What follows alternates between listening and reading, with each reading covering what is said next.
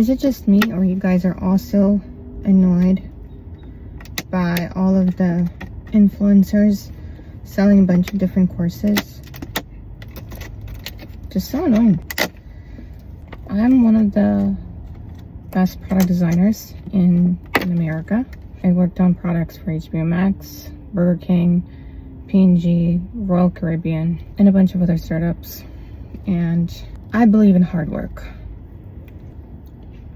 And if you want to sell courses, go ahead, do your thing. Awesome. But we're losing sort of the value of hard work and regular jobs. You know, I've been working in tech for over 10 years.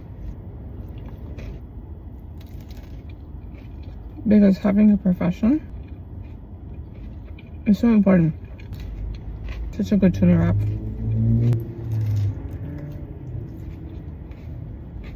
I'm a self-taught product designer. I never went to school for it because when I was starting, there were no bachelor programs for me to go for. Back then, not a lot of people knew this career existed.